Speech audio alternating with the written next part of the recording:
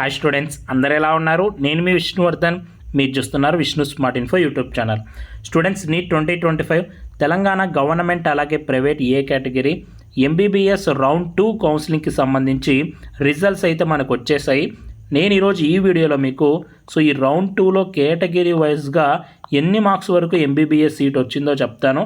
అలాగే నెక్స్ట్ వచ్చేసి రౌండ్ 3 ఉంటుందా లేదా, రౌండ్ 3లో అప్గ్రేడేషన్ ఉంటుందా లేదా, రౌండ్ 3లో ఎంత వేకెన్సీ ఉండేదానికి ఛాన్స్ ఉందో కూడా చెప్తాను. అండ్ అలాగే ఎవరికైతే రౌండ్ 1 నుంచి రౌండ్ 2కి కొత్త కాలేజ్కి అప్గ్రేడ్ అయ్యిందో వాళ్ళకి రిపోర్టింగ్ ప్రాసెస్ ఎలా ఉంటుంది, రౌండ్ 2లోనే కొత్తగా సీట్ వచ్చిన వాళ్ళకి రిపోర్టింగ్ ప్రాసెస్ ఎలా ఉంటుంది, అండ్ అలాగే నెక్స్ట్ ఆయుష్ కోర్సెస్కి సంబంధించి కొన్ని అప్డేట్స్ కూడా వచ్చాయి. వాటన్నిటికి సంబంధించి ఈరోజు ఈ ఒక్క వీడియోలోనే డిస్కస్ చేస్తాను. ఈ వీడియోని అయితే చివరి వరకు చూడండి. మీకున్న డౌట్స్ అన్నీ క్లారిఫై అయిపోతాయి. ఫస్ట్లీ ఈ రౌండ్ 2లో ఎవరికైతే సీట్ వచ్చిందో అలాగే ఎవరికైతే అప్గ్రేడేషన్ అయిందో మీ అందరికీ మన ఛానల్ తరపు నుంచి హార్టీ కంగ్రాచులేషన్స్. మనం అనుకున్నట్టుగానే ఈ ఇయర్ తెలంగాణలో కట్ ఆఫ్ చాలా తగ్గింది. అండ్ రౌండ్ 2లో మళ్ళీ మనకి కొత్త సీట్స్ పెరిగాయి. నోవా కాలేజ్లో సీట్స్ పెరిగాయి, అలాగే ఫాదర్ కొలంబో కాలేజ్కి మళ్ళీ పర్మిషన్ వచ్చింది కాబట్టి కట్ ఆఫ్ అనేది ఇంకా చాలా తగ్గిపోయింది. సీట్ వచ్చిన స్టూడెంట్స్ అందరికీ హార్టీ కంగ్రాచులేషన్స్. ఈ సక్సెస్ని అయితే ఖచ్చితంగా మీరు సెలబ్రేట్ చేసుకోండి. అండ్ నెక్స్ట్ మీకు సీట్ వచ్చిందో లేదో ఎలా తెలుసుకోవాలంటే మెసేజెస్ వచ్చాయి ఫోన్కి, అలాగే కాలేజ్ వైజ్గా అలాట్మెంట్ లిస్ట్ రిలీజ్ చేశారు. ఈ పీడిఎఫ్లో మీ నేమ్ ఉంటే మీకు సీట్ వచ్చినట్టు. అండ్ అలాగే మీరు వెబ్సైట్లో కూడా చెక్ చేసుకోవచ్చు, TSMED-ADM వెబ్సైట్లో కూడా చెక్ చేసుకోవచ్చు. నెక్స్ట్ మన రిపోర్టింగ్ ప్రాసెస్ సంబంధించి చూస్తే ఇందులో 2 కేటగిరీస్ ఆఫ్ స్టూడెంట్స్ ఉంటారు. అంటే రౌండ్ 1లో ఆల్రెడీ సీట్ వచ్చి రౌండ్ 2లో వేరే కొత్త కాలేజ్కి అప్గ్రేడేషన్ అయిన వాళ్ళు. ఇక్కడ మనం ఒక ఎగ్జాంపుల్ తీసుకుందాం. ఫర్ ఎగ్జాంపుల్ రౌండ్ 1లో ESI మెడికల్ కాలేజ్లో వచ్చింది అనుకుందాం సీటు. నెక్స్ట్ రౌండ్ 2లో గాంధీ మెడికల్ కాలేజ్లో సీట్ వచ్చింది అనుకుందాం. ఇప్పుడు ఇలాంటి స్టూడెంట్స్ ఏం చేయాలి అంటే, రౌండ్ 2లో కొత్త కాలేజ్కి అప్గ్రేడేషన్ అయిన స్టూడెంట్స్ ఏం చేయాలంటే ఫస్ట్ రౌండ్ 1లో వచ్చిన కాలేజ్ దగ్గరికి వెళ్ళాలి. అంటే ఇక్కడ మనం ఈ ఎగ్జాంపుల్లో చూస్తే ESI కాలేజ్ దగ్గరికి ఫస్ట్ వెళ్ళాలి. అక్కడికి వెళ్ళి మీ ఫీజు, మీ యొక్క సర్టిఫికెట్స్, మీ యొక్క బాండ్స్ అన్నీ మీరే కలెక్ట్ చేసుకోవాలి. మీరే ఫిజికల్గా కాలేజ్ దగ్గరికి వెళ్ళి అక్కడ మీ డాక్యుమెంట్స్, మీ సర్టిఫికెట్స్ అన్నీ తీసుకొని మళ్ళీ మీరు గాంధీ మెడికల్ కాలేజ్ రౌండ్ 2లో వచ్చిన గాంధీ మెడికల్ కాలేజ్ దగ్గరికి వెళ్ళి రిపోర్ట్ చేయాలి. మళ్ళీ అక్కడ ఫీజు అనేది పే చేయాలి. ప్రాసెస్ అనేది ఇలా ఉంటుంది. కొద్దిమంది స్టూడెంట్స్ ఉంటారు, సార్ నేను ఇప్పుడు మళ్ళీ ESI కాలేజ్లోనే ఉండొచ్చా, రౌండ్ 2లో కాలేజ్లో కాకుండా, నాకు రౌండ్ 1లో వచ్చిన కాలేజ్లోనే ఉండాలని ఉంది అని కొద్దిమంది స్టూడెంట్స్ ఉంటారు. అలా పాసిబుల్ అవ్వదు. మీకు రౌండ్ 2లో ఏ కాలేజ్ అయితే కొత్తగా అప్గ్రేడ్ అయ్యి ఉంటుందో ఖచ్చితంగా మీరు ఆ కాలేజ్ దగ్గరికి వెళ్ళి రిపోర్ట్ చేయాల్సిందే. మళ్ళీ రౌండ్ 1లో ఉన్న కాలేజీలోనే ఉంటాము అంటే కుదరదు. ఆల్రెడీ ఆ సీట్ మీకు క్యాన్సిల్ అయిపోయి కొత్త కాలేజీలో అలాట్ అయి ఉంటుంది కాబట్టి కొత్త కాలేజీకి మీరు కంపల్సరీగా వెళ్ళాలి. ఇలా మీకు లాస్ట్ డేట్ ఆఫ్ రిపోర్టింగ్ ఎప్పటి వరకు ఇచ్చారంటే 6th అక్టోబర్ వరకు ఇచ్చారు. 6th అక్టోబర్ లోపు మీరు ఈ ప్రాసెస్ మొత్తం కంప్లీట్ చేయాలి. ఫస్ట్ రౌండ్ 1లో వచ్చిన కాలేజ్ దగ్గరికి వెళ్ళండి, మీ సర్టిఫికెట్స్, మీ ఫీజు అన్నీ తీసుకోండి. నెక్స్ట్ రౌండ్ 2లో వచ్చిన కొత్త కాలేజ్ దగ్గరికి వెళ్ళి రిపోర్ట్ చేసేయండి. ఇలా ప్రాసెస్ అయితే ఉంటుంది. 6th అక్టోబర్ లోపు ఖచ్చితంగా అయితే రిపోర్ట్ చేయండి. ఒకవేళ మీరు రిపోర్ట్ చేయలేదు అనుకోండి ఈ విధంగా, రౌండ్ 2లో సీటు కూడా క్యాన్సిల్ అయిపోతుంది. నెక్స్ట్ ఫర్దర్ రౌండ్స్కి కూడా నాట్ ఎలిజిబుల్ అయిపోతారు. కొత్తగా సీట్ వచ్చిన వాళ్ళకి రౌండ్ 2లో చెప్తున్నాను, సీట్ వస్తే కంపల్సరీ జాయిన్ అవ్వాలి. మీరు జాయిన్ అయిన తర్వాత రౌండ్ 3లో ఇంకా మంచి కాలేజ్ కోసం ట్రై చేయొచ్చు. రౌండ్ 3 వరకు అప్గ్రేడేషన్ అయితే ఉంటుంది. ఆల్రెడీ రౌండ్ 1లో వచ్చిన వాళ్ళు, రౌండ్ 2లో వచ్చిన వాళ్ళు, మీరు రౌండ్ 3లో కూడా ఇంకా మంచి కాలేజ్ కోసం ట్రై చేయొచ్చు. మీకు ఛాన్స్ ఉంటే ఇంకా మంచి కాలేజ్లో సీట్ ఇస్తారు. కాబట్టి ఖచ్చితంగా జాయిన్ అవ్వాలి. సీట్ వచ్చిన వాళ్ళు జాయిన్ అవ్వకపోతే ఏంటంటే సీట్ క్యాన్సిల్ అయిపోతుంది, ఫర్దర్ రౌండ్స్కి నాట్ ఎలిజిబుల్ అయిపోతారు. దీన్ని మైండ్లో పెట్టుకోండి ఖచ్చితంగా. అండ్ రౌండ్ 2లో కొత్తగా సీట్ వచ్చిన వాళ్ళు ఏం చేయాలంటే, నేను ఆల్రెడీ మీకు రౌండ్ 1 అప్పుడే రిపోర్టింగ్ ప్రాసెస్ ఎలా ఉంటుందో చెప్పాను. మీరు ఒక్కసారి ఆ వీడియో చూడండి, అందులో డాక్యుమెంట్స్ అన్నీ క్లియర్గా ఎక్స్ప్లెయిన్ చేశాను. అండ్ ఎవరికైతే అప్గ్రేడ్ అయ్యిందో మీరు మళ్ళీ ఇక్కడ మీరు వెబ్సైట్లోకి వెళ్ళి అలాట్మెంట్ ఆర్డర్ డౌన్లోడ్ చేసుకోవాలి కదా. మీరు మళ్ళీ యూనివర్సిటీ ఫీ పే చేయాల్సిన అవసరం లేదు. రౌండ్ 1లో ఆల్రెడీ కాలేజీలో జాయిన్ అయిపోయిన వాళ్ళు రౌండ్ 1లోనే మీరు పే చేసి ఉంటారు కదా 12,000 రూపీస్. మళ్ళీ మీరు రౌండ్ 2లో పే చేయాల్సిన అవసరం లేదు. డైరెక్ట్గా మీరు ఇక్కడ లాగిన్ అయిపోతే మీకు ఆటోమేటిక్గా అలాట్మెంట్ లెటర్ అనేది డౌన్లోడ్ అయిపోతుంది. ఓకే, ఆల్రెడీ రౌండ్ 1లోనే వచ్చిన వాళ్ళకి రౌండ్ 2లో ఆటోమేటిక్గా డౌన్లోడ్ అయిపోతుంది. సో మీరు డౌన్లోడ్ చేసుకొని పాత కాలేజ్ దగ్గరికి వెళ్ళండి, ఆ తర్వాత నెక్స్ట్ కొత్త కాలేజ్ దగ్గరికి వెళ్ళండి. అండ్ రౌండ్ 2లో కొత్తగా సీట్ వచ్చిన వాళ్ళు ఏం చేయాలంటే, సో ఇక్కడ వెబ్ అలాట్మెంట్స్ దగ్గరికి వచ్చి మీరు యూనివర్సిటీ ఫీ 12,000 పే చేయాలి. పే చేసిన తర్వాత అలాట్మెంట్ ఆర్డర్ వస్తుంది. సో ఆ తర్వాత మీ సర్టిఫికెట్స్, ఫీజు అన్నీ తీసుకొని వెళ్ళి మీకు వచ్చిన కాలేజ్ దగ్గరికి వెళ్ళి రిపోర్ట్ చేయాలి. సో ఇలా రిపోర్టింగ్ ప్రాసెస్ అయితే ఉంటుంది. అండ్ కొద్దిమందికి మేనేజ్మెంట్ కోటాలో జాయిన్ అయ్యి ఉంటారు. సో ఇప్పుడు మళ్ళీ ఈ సీక్యూలో అంటే గవర్నమెంట్ అలాగే ప్రైవేట్ ఏ కేటగిరీలో రౌండ్ 2లో సీట్ వచ్చి ఉంటుంది.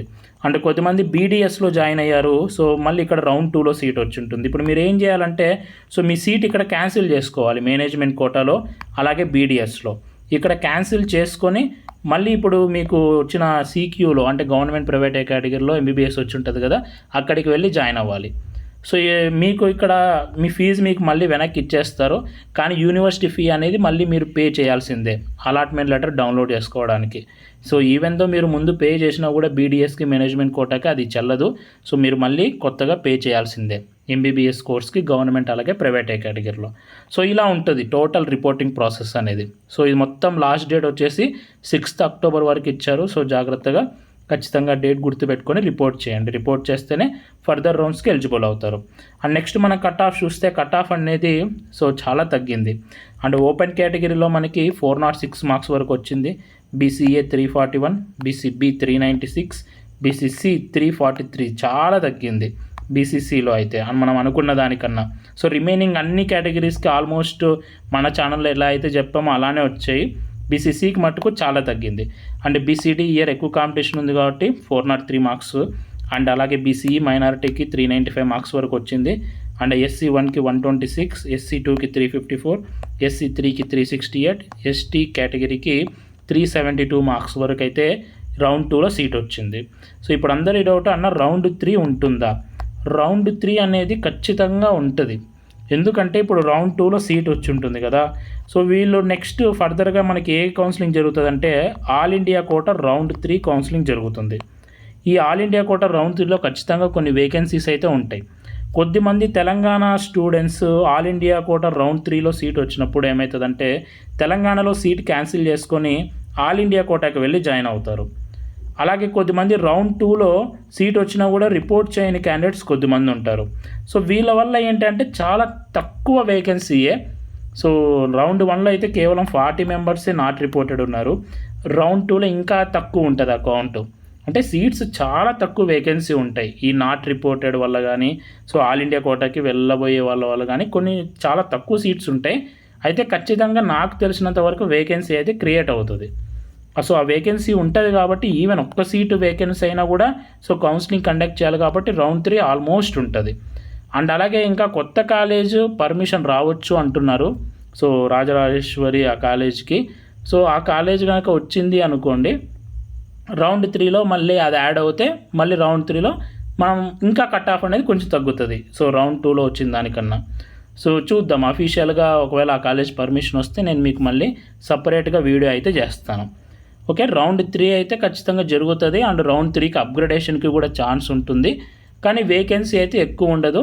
సో చాలా తక్కువ వేకెన్సీ ఉంటుంది. అండ్ కట్ ఆఫ్ కూడా ఎక్కువ ఏం తగ్గదు. సో కొంచెం అయితే ఒకవేళ వేకెన్సీని బట్టి డిపెండ్ అవుతుంది, కొంచెం ఒక మార్క్ అలా తగ్గచ్చు అంతే. సో అంతకు మించి ఎక్కువ వేరియేషన్ ఉంటుంది అని అయితే నేను అనుకోవట్లేదు.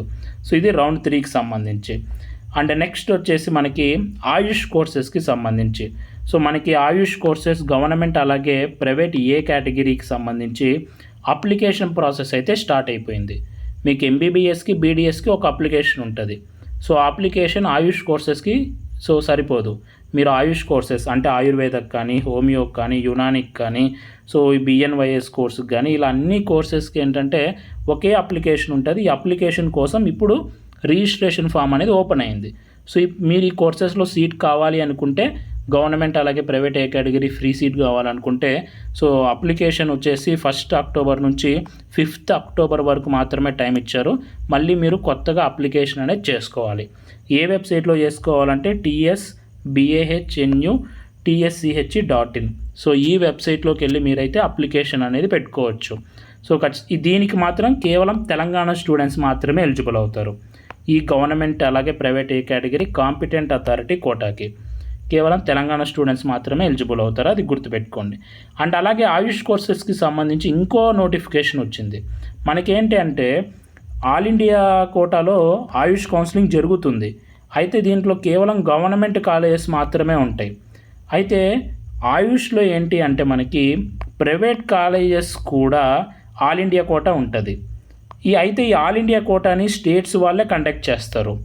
సో ఈ ఆల్ ఇండియా కోటాకి అన్ని స్టేట్స్ వాళ్ళు ఎలిజిబుల్ అవుతారు. తెలంగాణ స్టూడెంట్స్ ఎలిజిబుల్ అవుతారు, ఏపీ స్టూడెంట్స్ కూడా ఎలిజిబుల్ అవుతారు.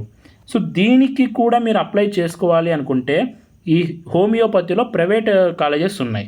సో ఈ హోమియోపతిలో ప్రైవేట్ కాలేజెస్ ఆల్ ఇండియా కోటాలో కొన్ని సీట్స్ ఉంటాయి. వాటికి కేఎన్ఆర్యుహెచ్ఎస్ వాళ్ళు కండక్ట్ చేస్తారు. ఈ రెండు చాలా డిఫరెంట్.